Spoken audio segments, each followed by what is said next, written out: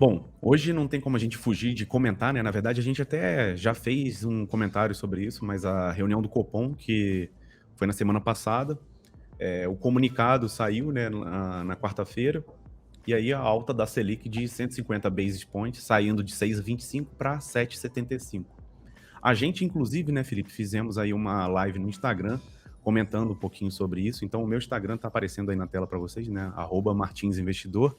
E o da iPlane também, ó, coloquei aí na tela, iPlane.investimentos, para a pessoa poder acompanhar quando tiver essas coisas um pouco mais na hora ali, né? Nosso call aqui é a rotina, mas às vezes se é alguma coisa diferente, a gente está falando por lá.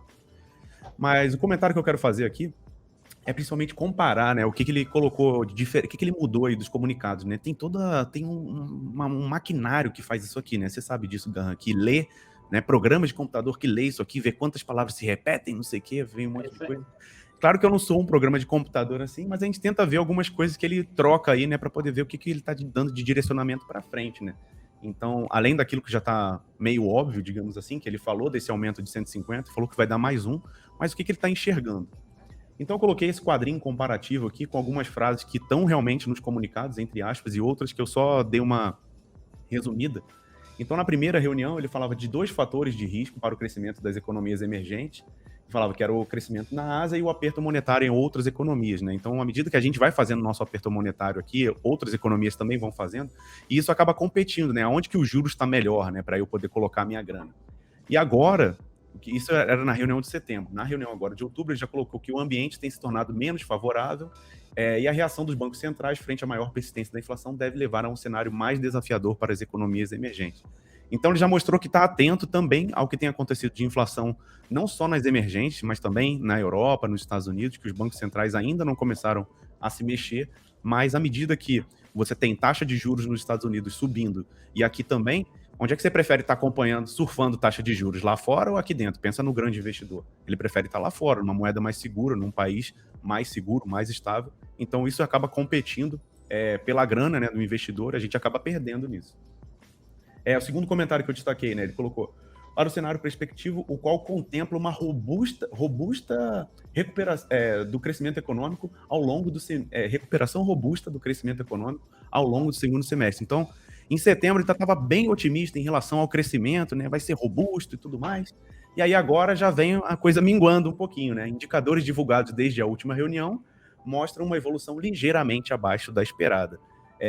Faz um comentário não assustador, mas a gente sabe que se a gente for olhar um pouquinho mais para os números realmente, falar que está ligeiramente abaixo da esperada, a gente está sendo até um pouco benevolente, né? A coisa não está indo muito bem realmente. Na última reunião, eu não coloquei aqui a frase porque era muito grande, né? Mas ele dava sinal de que ele estava tateando a economia, ou seja, ele estava fazendo aqueles aumentos de 1 ponto percentual, ainda vendo o que ia acontecer, né? Já é um aperto monetário considerável, mas ainda estava sentindo como que o mercado ia reagir. E agora ele meio que traduziu, colocou essa frase aqui mais bonita. Ele não pode colocar isso, né? Eu posso. E aí botei, ó, já que o gato subiu no telhado, ou furou o teto de gastos, né? Ou furou o telhado, então vamos ter uma postura mais rocks. Ou seja, já que a coisa deu ruim, né, nesse mês aqui, quando falaram lá do teto de gastos, a debandada que teve na equipe econômica, o fiscal realmente está ficando cada vez mais deteriorado, então ele usou isso como uma justificativa, não estou falando se é válida ou não, mas pegou isso realmente como uma âncora para poder dar esse aperto maior aí, né, em vez de subir só 100 basis points, subir 150. E na última, ele falava que a convergência da inflação ele já dava um foco maior em 2022, ou seja, a inflação ela tem uma banda onde ela pode oscilar e tem uma meta central ali. E ele dizia que ia chegar nisso em 2022 e em menor grau em 2023. E agora, meio que ele já está dando peso, né? Já está empurrando um pouco mais com a barriga. Tá vendo que a inflação não está cedendo. Então, essa parte do foco em 2022 já saiu um pouquinho e já fica, olha, 2022, 2023. Ou seja, pode ser um meio a meio ali. Já botou mais quase 2 anos aí para frente em vez de um só. Bom, o que isso teve de reflexo de mercado, né? Vimos também aí a leitura do IPCA 15, que é aquela prévia da inflação. Então, o mensal em 1,20 e o anual em 10,34. Ainda teremos na semana que vem, se eu não me engano, o IPCA oficial do mês de outubro, realmente.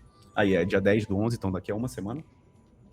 E aí, o que aconteceu foi o seguinte, né? Nesse meio período aí, a gente vê mais uma vez a evolução da curva de juros, a mais escura aqui. Ou seja, mais uma pancada para cima. Só que agora com um detalhe, né? Reparem como o formato das curvas anteriores, ele era crescente ao longo do tempo, né? De acordo com aquilo que a gente preconiza em termos teóricos, de que eu tenho mais incertezas para quanto mais tempo eu estou olhando. Quanto maior o meu horizonte de tempo, mais incertezas eu tenho. Só que olha o que acontece com a última curva de juros. Ela tem uma corcova aqui, né? E depois ela até cai um pouquinho, né? Bem suavemente. Então isso aqui é um fenômeno que a gente chama de inversão da curva de juros, né? Nos Estados Unidos, esse fenômeno é bem claro e antecedente. Ele não causa recessões, tá? Mas ele é antecedente de crises econômicas lá. Aqui no Brasil, nem tanto, até pela instabilidade que a gente vive, né? Então não dá para poder atrelar tanto assim. Mas, claro, é um ponto de atenção que a gente tem. Por quê? Traduzindo isso aqui, as pessoas estão vendo mais risco para março de 2023, ou seja, as coisas estão mais arriscadas para março de 2023 do que para setembro de 2028, por exemplo. Então eu prefiro me proteger mais do curto prazo do que do longo prazo. Então eu estou achando assim, olha, no curto prazo tem muita turbulência, com certeza um pouco disso aqui também já é uma precificação de eleições do ano que vem, né? E quem vai ser o futuro presidente assumindo aí em 2023, mas no longo prazo a coisa deve se acertar. Porém, nesse primeiro espaço aí de uns 2 anos e pouco, o gato continua subindo no telhado e fazendo suas artes. E legal. O reflexo disso também acontece, né, na curva de juros reais aqui, né? Então vejo que a última ela fica um pouquinho mais distorcida, mas ainda dá para ver esse comportamento, né? Por volta de 5,50 lá para o longo prazo, e a gente tem uns pontos ali um pouquinho maiores do que 5,50 no curtíssimo prazo, também refletindo essa questão do risco maior para o prazo mais curto do que para o prazo mais longo. Então, assim, em termos de alocação, né, a gente até comentou um pouco lá na nossa live lá do Instagram, né, como é que a gente enxergaria aí uma alocação de renda fixa, mas o que está acontecendo com o mercado, o que os investidores estão colocando na conta de já uma inflação ainda muito grande, por mais que a gente não esteja vendo ela controlada, a inflação implícita ali está realmente bem elevada, mas a gente tem que realmente ainda se preocupar com isso. Reforçando também uma coisa que estava lá no call, e aqui entra uma questão de opinião, mas me parece, né, que o Banco Central está agindo daquela forma, ele não está perdido, mas ele tá agindo, né, com correções muito grandes. Então, quando foi pandemia, estímulo muito grande, juros a 2% por muito tempo, está cobrando seu preço agora, não cobra, o preço disso não vem na hora, e agora ele está querendo fazer apertos muito grandes também. Então, acho que já vamos ultrapassar aí uma Selic, né, de 9% para a próxima reunião, porque ele já prometeu mais 1,50%. Isso já é bem mais do que vinha sendo prometido desde o início do ano. Lá no início do ano era 6, 6,25, foi aumentando para 8, 8,5, e quando foi nessa reunião agora, deu essa pancada aí de surpresa para 9,25. Então, o lado do aperto monetário agora está sendo mais forte, e eu acho que vai acontecer, né, se a gente for para isso realmente, pode ser que ele fique nessa ciranda, né? Puxa muito para um lado, agora solta, e vai muito para o outro, e não consegue se acertar para poder ficar ali no meio. Então, claro, ele tem os modelos dele, tem as análises e tudo mais, mas na minha opinião, acho que é isso que está acontecendo. Então a gente tem que ficar bem atento aí realmente ao que ele está fazendo, porque, né, é o maior player aí da economia, dita muito da renda fixa, mas dita muito do que está acontecendo no nosso país em termos de crescimento também.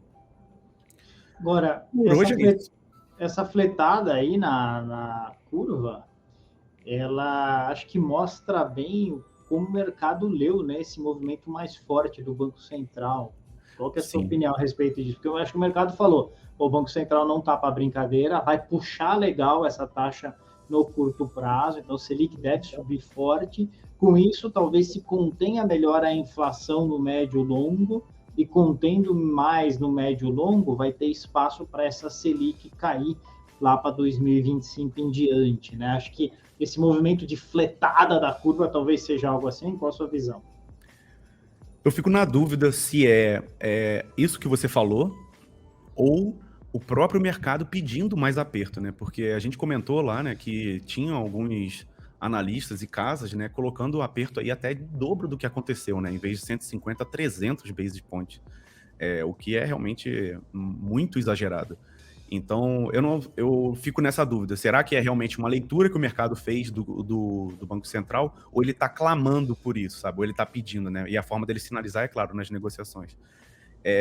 Se eu tivesse que dizer minha opinião, assim, no final das contas eu fico na dúvida. Eu prefiro ficar em cima do muro. Mas, se eu fosse obrigado a dizer, ir para um lado ou para o outro, eu diria mais que é o segundo. Eu acho que o mercado realmente está pedindo do Banco Central e vê que ele atende, né? Em muitas circunstâncias aí. Ele acaba Eu vi uma pessoa falando que era assim, o Banco Central ele é o dono da bola, o dono do campo, o dono do time, o dono do estádio, mas ele não tá jogando o jogo, né? Parece que ele tá ali olhando o que tá acontecendo só. Então, eu acho que é isso que tá acontecendo. Ele devia agir mais como, não, eu sou o Banco Central realmente, eu vou fazer isso aqui, e aí a gente estaria aí pro primeiro lado da leitura, mas eu acho que, na verdade, ele tá se colocando numa posição mais de refém, digamos assim. Até pelos comunicados, por exemplo, do ano passado, né? No ano passado ele fazia muito isso, o Banco Central se colocava como passageiro, né? Não, nós somos o passageiro do fiscal. Agora, ele tá fazendo esse aperto, mas não tá colocando mais essa posição de passageiro, né? Tá tomando um pouco mais das rédeas, mas ainda não tá tão forte assim. O cavalo tá ainda dando suas empinadas. Até onde ele vai segurar isso, não sei. Legal, e a gente fica então naquela expectativa para saber quando que essa curva mais escura para de subir, né? Porque aí é um ponto em que talvez se fique mais confortável para as aplicações pré-fixadas aí até 2023 com um prêmio maior, né? Por enquanto não dá para dizer muita coisa, né? A gente até comentou lá no Instagram, né, que cabe um pouquinho pelo exagero que acho que está acontecendo com o mercado. A gente está vendo que ele está precificando uma inflação, né? A gente tem uma meta para o ano que vem de...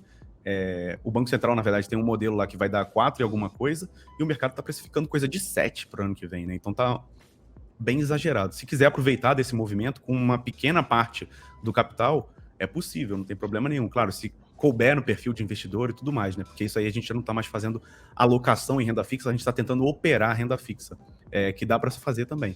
Mas eu acho que começa a abrir essa janela. Já tinha um pouquinho dela antes, né? A gente ficar totalmente fora de pré-fixado. Dependendo de quem é o investidor, acho que o institucional ele pensa de uma maneira diferente e tem que agir de uma maneira diferente. Mas o investidor pessoa física tinha uma janelinha pequena aberta, agora ela abre uma fresta um pouco maior. E pode ser que ela se feche, né, daqui a pouco, mas no Brasil é um pouco difícil, né? Até o passado é incerto, então é meio complicado. Mas dá para aproveitar um pouquinho agora já.